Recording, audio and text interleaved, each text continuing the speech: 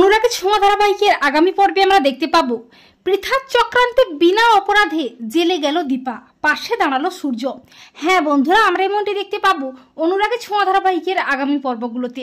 পৃথা অর্জুনের সমস্ত সম্পত্তি হাতানোর লোভে দীপাকে হাতিয়ার বানিয়ে মিথ্যে নাটকের জালে ফাঁসিয়ে অর্জুনের বাড়িতে ঢুকে পড়ে।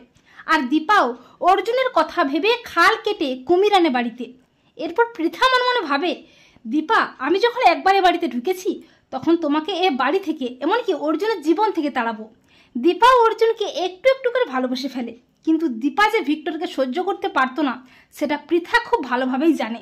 তাই ভিক্টরকে হাতিয়ার বানিয়ে দীপাকে ফাঁসানোর জন্য ভয়ঙ্কর চক্রান্ত করে পৃথা। এরপর একদিন অর্জুন দীপাকে আংটি দিয়ে প্রপোজ করে তার মনের কথা জানায়। আর দীপাও অর্জুনের ভালোবাসায় ধরা দিয়ে অর্জুনকে বলে, আজ আর তোমাকে আমি ফেরাবো না অর্জুন দা, দাও আমার হাতে আংটিটা পরিয়ে দাও। এই বলে অর্জুন যখনই দীপার হাতে আংটিটা পরাবে করে, ঠিক তখনই হাজির হয় পুলিশ। পুলিশ বলে, Mrs Dipa Chakraborty, you are under arrest. Police দেখে অবাক হয়ে যায় সবাই, অর্জুনের হাত থেকেও আংটিটা পড়ে যায়। অর্জুন বলে, দীপা কি করেছে, ওকে কেন অ্যারেস্ট করা হচ্ছে? পুলিশ বলে, ভিক্টর চক্রবর্তী খুন হয়েছে গতকাল রাতে, আর আমাদের কাছে প্রমাণ আছে দীপা দেবী এই খুনটা করেছে। এমনকি পৃথা চক্রবর্তীও ওনাকেই সন্দেহটা করেছেন, তাই ওনাকে আমরা অ্যারেস্ট করতে বাধ্য হচ্ছি।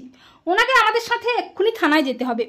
আর পুলিশের কথা শুনে দীপা পাথর হয়ে যায়, দীপা একেবারে ভেঙে পড়ে। সোনারূপাও ভীষণ কাঁদতে থাকে। এরপর দীপাকে থানায় নিয়ে যাওয়া হয়। দীপা যখন একেবারে বিধ্বস্ত হয়ে পড়ে, তখন খবরটা পেয়েই তড়িঘড়ি করে সূর্য ছুটে আসে দীপার কাছে। সূর্য বলে, দাঁড়ান অফিসার, ও কোনো অন্যায় করেনি, ওকে কেউ ফাঁসিয়েছে, ও চক্রান্তের শিকার। সূর্যকে দেখে দীপা কান্নায় ভেঙে পড়ে। দীপা বলে, ডাক্তারবাবু, আমি খুন করিনি, আমি নির্দোষ, আপনি বিশ্বাস করুন আমাকে। তখন সূর্য বলে, দীপা, আমাদের মধ্যে যাই হয়ে যাক না কেন, আমি তোমাকে বিশ্বাস করি দীপা।